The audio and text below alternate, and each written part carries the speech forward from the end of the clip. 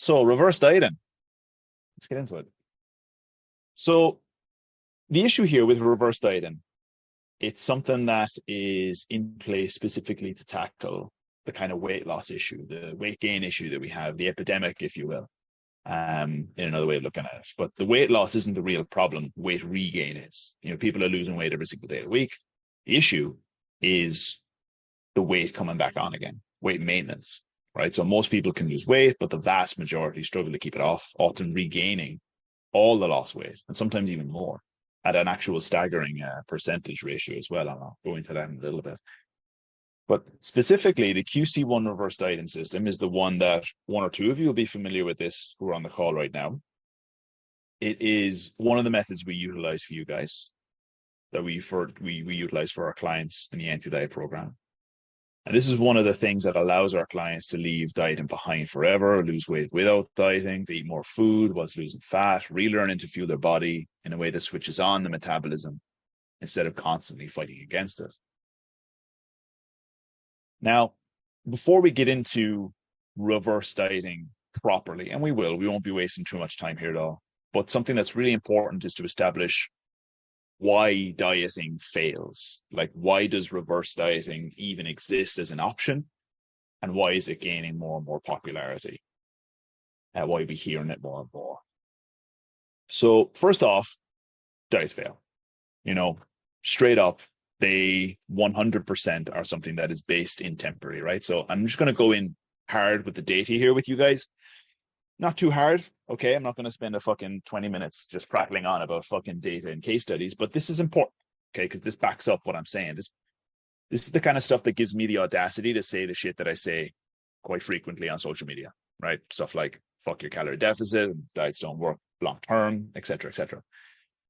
So this right here, this is a graph. This is an average time course of weight regain after a weight loss intervention.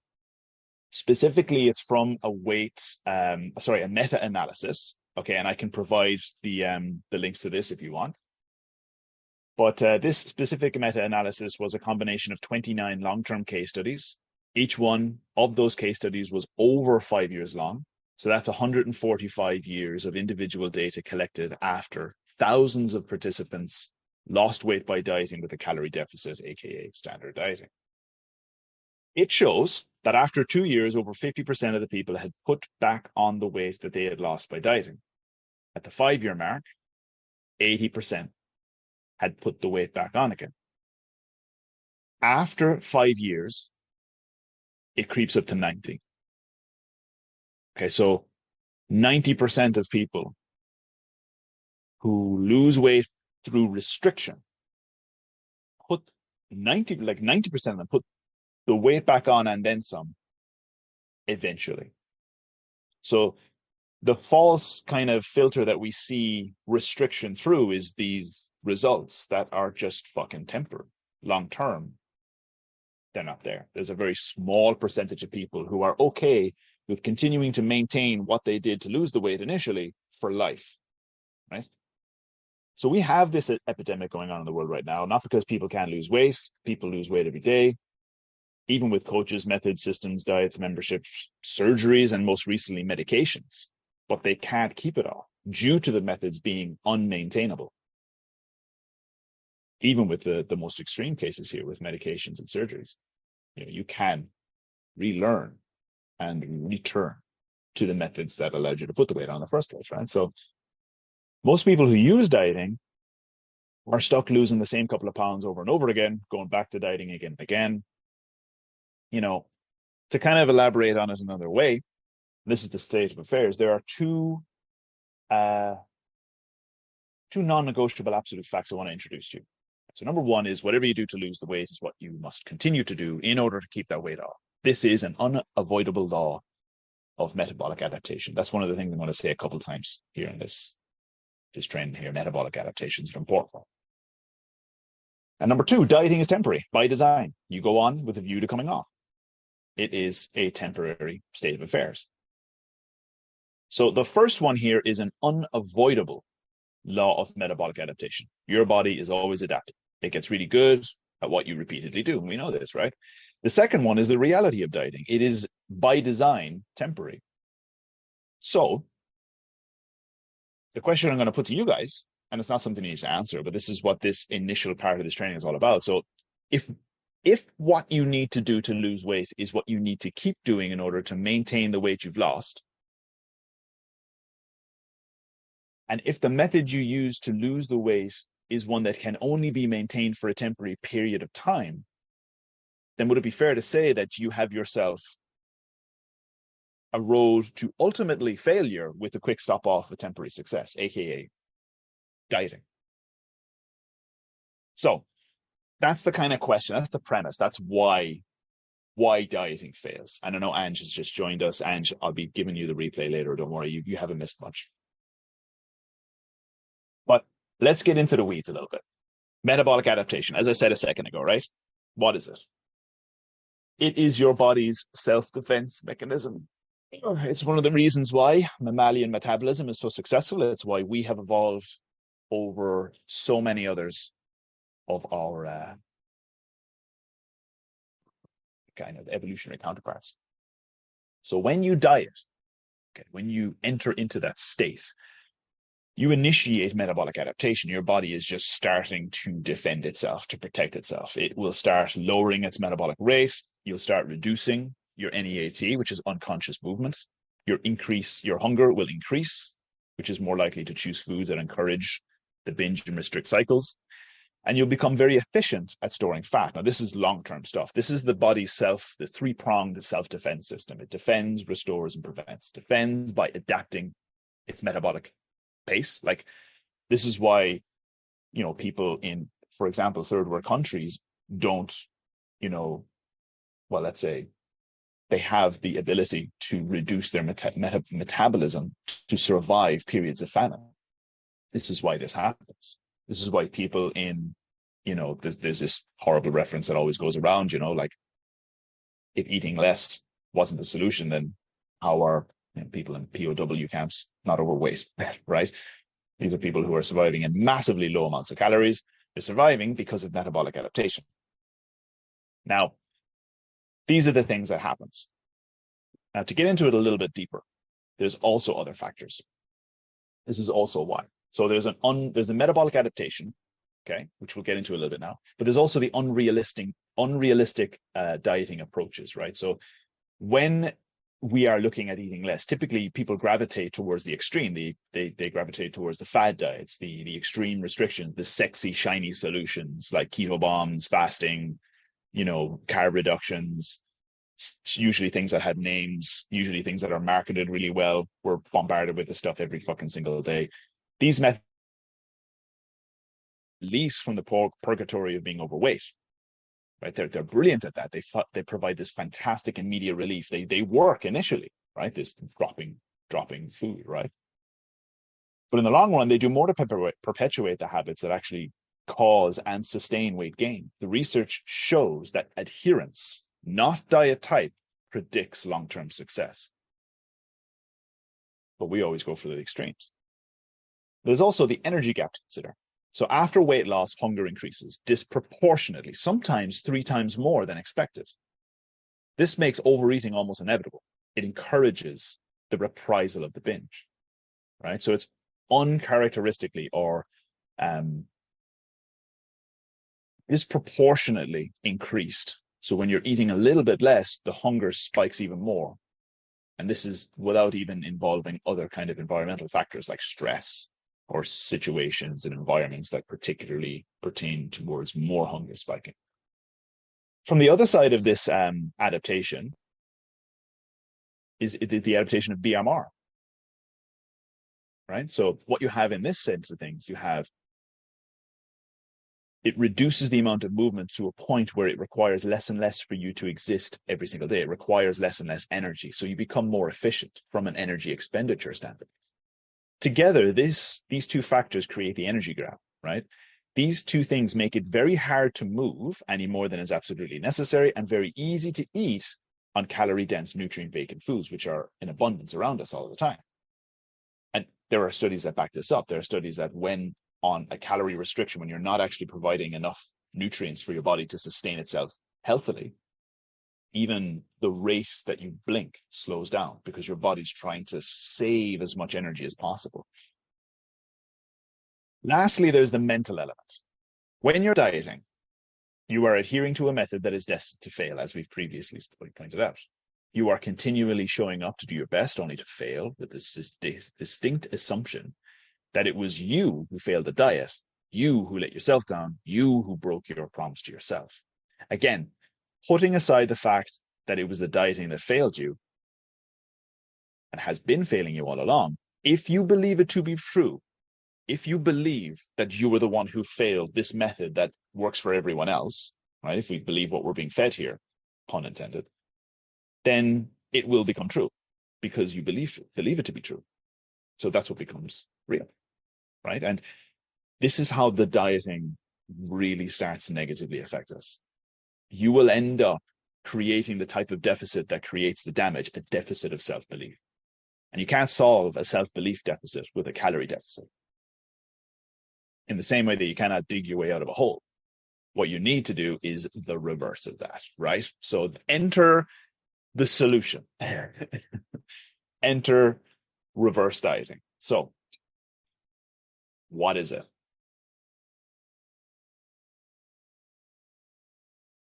Excuse me. So what is reverse dieting? Reverse dieting is a structured gradual increase in calories after a sustained period of time where there has been less than a sufficient amount of nutrients in the diet. Okay, notice that I did not use the word calorie there. Calories do not need to be low in order for nutrients to be low. Okay. Now, the goal of a standard reverse diet is to, it's five-pronged, right? Is to increase calorie intake, restore metabolic rate, reduce hunger, increase energy expenditure, and minimize fat regain. That's the reverse dieting. So straight away, it's all about damage control. You get to the end of that period of restriction, and let's say hypothetically you've been successful. The thing to do there is not fall into the past cycles, right? It's to start to repair the damage that has been done by dieting, whilst hopefully holding on to what you've done by losing body weight through the diet. Now, this is very, very rarely done successfully because it's really fucking hard to do. And that's why the QC1, right, which is what we offer, is what we do with our specific clients, is a lot more in depth. So what we do is we focus on doing this process while continuing to reduce body fat, reduce body weight, reduce chronic inflammation, increase quantity and quality of food intake, not just calories. This allows us to see increased energy, increased strength, increased recoverability, increased lean tissue, okay, through reacclimation of lost lean tissue due to atrophy previously. So the tissue that you use during dieting aren't fully body fat. You're going to lose bone density, ligamental and fascicle tissue, muscle mass, the will to live, etc. Glycogen being stored inside your muscle mass, all of that stuff, right? But we also repair body image issues. We repair the relationship with food and movement. We repair the relationship with self. We build a sustainable calorie intake. We create the skills, habits, and mental tools to implement said sustain of calorie intake that new calorie intake can give you forever. This is where we get into the real benefit of what we do here, because that allows you to add years to your life and life to those fucking years. And also, we help our clients to look spectacular naked. Now, always a bonus, right? How it works. So these are the reverse dieting kind of things. This is what happens when you get it right. It leverages several factors. It leverages metabolic adaptation in reverse. So the stuff we were talking about a second ago about the negative side of dieting, metabolic adaptation, your metabolism will adapt conversely to the positive stimulus of reverse diet, right? Which is basically just going back to homeostasis, assuming that's where you came from. So your metabolism will rise because you're fueling it more. You will become less efficient, which means it will cost more calories to sustain you. That's what you want. And there's a really cool, very effective analogy we can use by comparing the metabolism to a car, fueling your body to go long distances. You need to fuel it with the right fuel, blah, blah, blah, blah. But one of the ways it doesn't apply is that you want a car to be fuel efficient. You don't want your body to be fuel efficient. You don't want that. You want to be able to consume the food that you want to consume, right? But it requires more calories for homeostasis and maintenance. Even though we are increasing calories, we are consuming more nutrient-dense food. We start to feel better and we have more energy because we have that. So we move more. Then in turn, that increases the TDEE, which is the total amount of calories that we burn through the day. Your body is also running better and in a better position to correctly absorb what you're feeding it. You ever heard that analogy there? You are what you eat. Instead, the more likely accurate sentence is you are what you absorb. Deliberately eating better food and more good food removes the main cause of binging on high calorie, nutrient vacant food through satiation, because you've ticked that box. So that's metabolic adaptation reverse. Hormones, it affects your hormones. So like leptin increases, cortisol, adrenaline, and ghrelin reduces. So this reduces hunger. It reduces your susceptibility and reactivity to stress. It reduces cravings, it increases energy, and it increases the efficacy of energy expenditure. So you just become a better fucking human being and you feel better. And we know this anyway. When we're restricting what we eat, everything is shit. Food is not just fuel. We feel when we eat. We feel good. It's good stuff. So when we restrict that, we restrict ourselves, really. So the next one is improved NEAT and exercise output. This kind of goes hand in hand, right, with the first two. But your body naturally moves more when you're eating appropriately, right? This means you naturally start to burn less calories when you diet, right? And as a result, it makes it harder for you to continue to lose weight, even if you do, or even if you are perfectly adherent to your diet. And conversely, the opposite is true when you effectively reverse diet. So your body and your metabolism starts to work with you and even for you. This kind of difference right here, you naturally move more. So when you're dieting, right, you are naturally going to move less. It becomes completely unconscious, even to the point where you'd rather just sit on the couch and watch whatever's on the television than to get up and get the remote to change it. There's a huge amount of data supporting this. When you're restricting and when you're dieting, your body is trying to hang on to as much calories as possible. It's trying to keep you still. You'll even stop tapping your feet and bouncing your legs. You'll feel less kind of likely to actually just move around naturally. And the reverse is true here. When we see our clients and we take them through reverse dieting, they have more energy and they're naturally moving more. And with energy, the more you expel in a very real way, the more you create, because you're moving more. And that, of course, can create a concussive kind of effect of metabolic processes that allow you to access more of the fuel that is innate within you, But the other one, anyway, is chronic inflammation. Don't want to get too bogged into the weeds here. I could talk about each of these things for fucking hours, but chronic inflammation reduction is a fucking huge bonus to this. So when we increase the ability to recover, right? Stress, water retention in an inflamed state, reduced inflammation equals reduced size, right? Reduced centimeters. Centimeters go down. Our clients experience all the benefits of fat loss and weight loss without actually losing any body fat, right? So when we're reducing chronic inflammation, it shows up on the scale and it shows up on the measuring tape, and they feel it in the mirror, right? That inflamed tissue, it's not body fat, it's not muscle mass, it's non-lean tissue, but it's not body fat, but it is weight that we are carrying around and burdened by.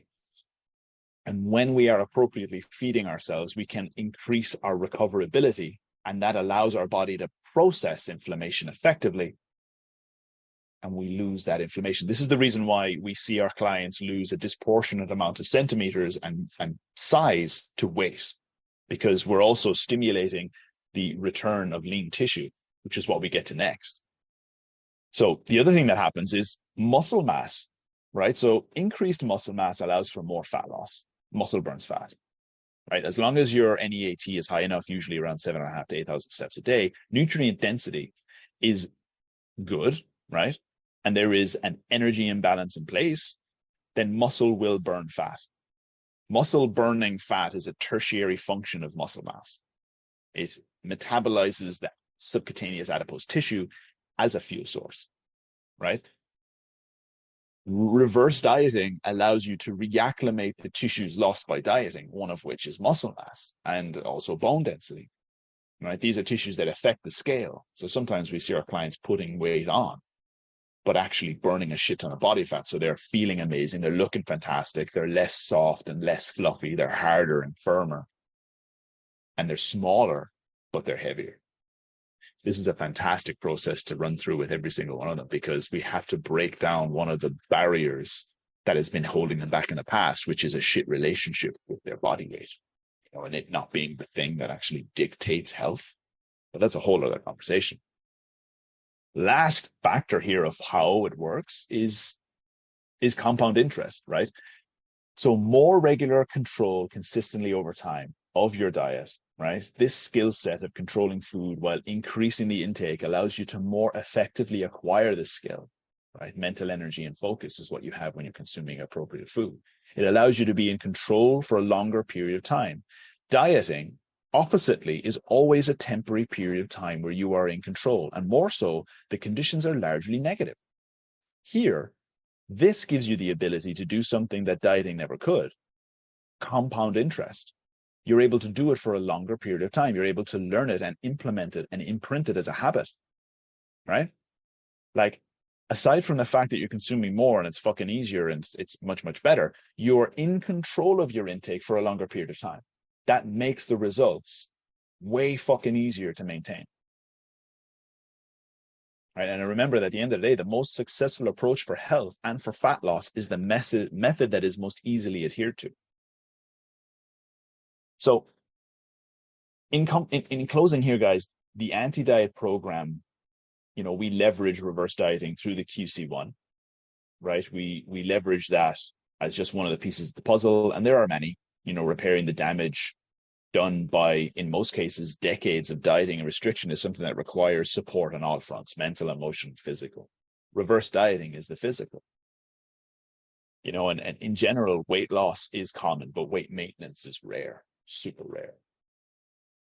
People don't fail at losing weight, they fail at maintaining it. Every day people lose weight, and 90% of them, as we've previously shown in this training here, put it back on at some stage, right? Forever stuck in an endless cycle of losing and gaining the same couple of fucking kilos over and over again, returning again and again to the same cycle because of the promise of the temporary loss, the momentary relief for the inevitable return.